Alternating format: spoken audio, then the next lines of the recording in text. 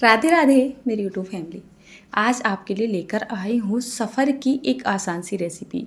वैसे तो यहाँ पर मेरे पास शूट करने के लिए ना तो टाइम था और ना ही बिल्कुल मेरा मूड था। फिर मैंने सोचा चलिए कर लेती हूँ। दरअसल क्या हुआ है, सुबह की बहुत ज़्यादा जल्दबाजी है और हमें घर से निकलना है 8 बजे करीब। 8 से सवा 8 बजे बिल्कुल निकल जाना है क्योंकि हमारी ट्रेन है मेरे ख्याल से 10-11 बजे की। लेकिन वो हमारे पास से नहीं है, वो है थोड़ी सी दूर। हमें वहाँ पे पहले बस से जाना पड़ेगा और उसके बाद फिर हमें ट्रेन से जाना पड़ेगा। तो सुबह सुबह का एक थोड़ा सा व्यू आपको मैं दिखा रही हूँ। नहाने से पहले मैंने आलू तो उबालने के लिए रख दिए थे और नहाने के बाद बस थोड़ी सी देर का ही टाइम है मेरे पास, आधा पौना घंटे का। इस बीच में मैं अपनी वीडियो की शूटिंग भी करूँगी और साथ में इस जो लंच है या सफ़र की ये रेसिपी है इसको बना के तैयार भी करूँगी। तो जब भी कभी जल्दबाजी का काम होता है तो पूरा परिवार साथ में लग ही जाता है। अर्नव था, इसको मैंने आलू उबाल के छीलने के लिए दे दिए थे। काफ़ी गर्म तो हो रहे थे, मैंने बोला चल धीरे धीरे छील ले जब तक मैं आटा वाटा लगाऊंगी। तो मेरा जो है ना मतलब कि आलू छील के तैयार हो जाएंगे। अगर मैं छीलती हूँ तो मुझे टाइम लग ही जाएगा। तो मैंने इधर आटा लगा लिया है। नॉर्मली गेहूँ का आटा तो लगाती है ना, जैसे चपातियाँ बनाते हैं, तो आटा लगा लिया है। साथ में यहाँ पर थोड़ा सा धनिया कट कर लिया है। अब मैं ये चाह रही हूँ कि बर्तन ज़्यादा ना हो क्योंकि इनको साफ़ करने का टाइम नहीं है। तो आटा निकाल के मैंने मेरा चकले के ऊपर ही रख दिया है और बहुत ही सिंपल वे में इनको बना रही हूँ। तो आलू के साथ ही मैंने थोड़ा सा नमक, मिर्च, थोड़ा सा जीरे वाला पाउडर और साथ में ये धनिया डाल दिया है। वैसे मैं आपको सच बताऊँ तो मेरे घर में इसी तरीके से इन पराठों को बनाया जाता है। तो मैं आलू के पराठे जैसे कि यहाँ पे बना रही हूँ, तो इनमें बहुत ज़्यादा मिर्च मसाले ना डाल के मैं सिंपली यही बनाती हूँ क्योंकि बच्चों को बहुत ज़्यादा पसंद आते हैं। और वैसे भी इस बार बच्चे कई दिन से बोल रहे थे, मतलब प्लान था जाने का, तो इनका कहना ये था मम्मी इस बार जब जाएंगे तो आप आलू के पराठे ही लेके जाना। लेकिन सभी को पता है आलू के पराठे बनाना तो ईजी है, लेकिन हाँ इनको सेकने में ना काफ़ी टाइम लग जाता है। फिर मैंने सोचा बच्चे बोल ही रहे हैं तो थोड़े से कम बना लेती हूँ। दरअसल हम 5 सदस्य जाते हैं और 5 सदस्य में भी अगर आप मान सकते हो अगर 2-2 पराठे भी खाए तो 10 पराठे लग ही जाते हैं। वैसे तो ज़्यादा ही खा लेते हैं, हम गांव में रहते हैं जैसे। साथ में मैंने यहाँ पर शाही पुलाव भी बनाया है इस बार। तो दो टिफ़िन में मैंने शाही पुलाव बना के रखा हुआ है। इसको मैंने शाम में ही बना लिया था। और एक ट्रेजेडी या फिर आप बोल सकते हो एक मतलब कुछ हुआ था हमारे साथ में जिसकी वजह से हम रात में नहीं जा पाए थे। हमारी ट्रेन ना रात की थी और पता है क्या हुआ, जैसे हमारी ट्रेन यहाँ से रात की होती है तो हमारे टिकट इस बार कंफर्म नहीं हुए थे।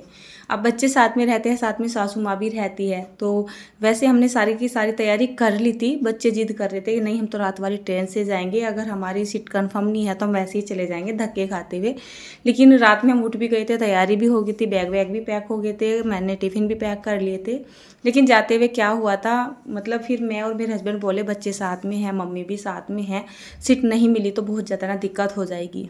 किसी तरह करके दिन तो कट जाता है लेकिन रात को बहुत भारी पड़ जाएगा, तो हम गए नहीं थे। बच्चे सुबह सुबह उठ के बहुत ज़्यादा रोने लगे, बोलने लगे आपने हमें क्यों नहीं उठाया, क्यों नहीं उठाया, क्यों नहीं गए रात में ही। जैसे तैसे करके बच्चों को समझाया।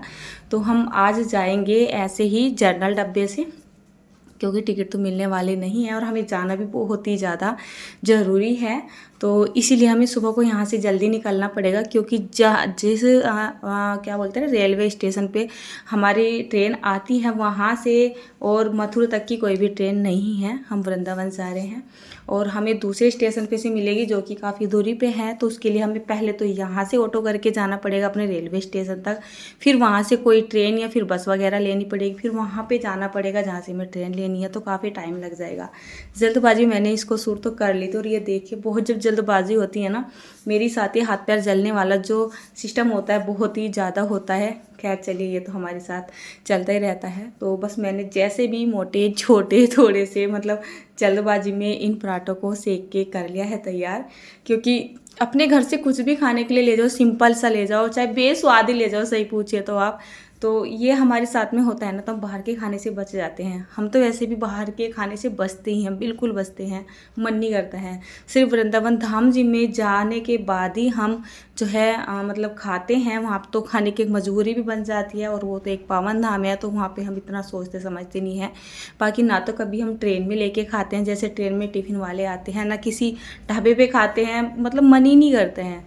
और मेरे हस्बैंड का ये है कि हम तो पैकिंग की चीज़ें भी नहीं खाते हैं, साथ में सासू माँ भी है, मतलब जैसे नमकीन बिस्किट बिकने के लिए आ जाते हैं, चिप्स कुरकुरे वगैरह, हम वो भी नहीं खाते हैं। बच्चे एक बार को चिप्स वगैरह खा भी लेते हैं। तो जब भी मैं ट्रैवल के लिए जाती हूँ तो मुझे बहुत टेंशन सी रहती है, तो बहुत सारी रेसिपियाँ मुझे बनानी होती है। वैसे मैंने ट्रेन के लिए 5-6 रेसिपी बना भी ली है। जैसे जैसे मतलब ट्रेन के अंदर खाने वाले आते हैं, पैकिंग की चीज़ों वाले आते हैं, बच्चे जब भी देखते हैं तो थोड़ा सा मन में आ ही जाता है, बस मैं निकालती हूँ और उनको दे देती हूँ।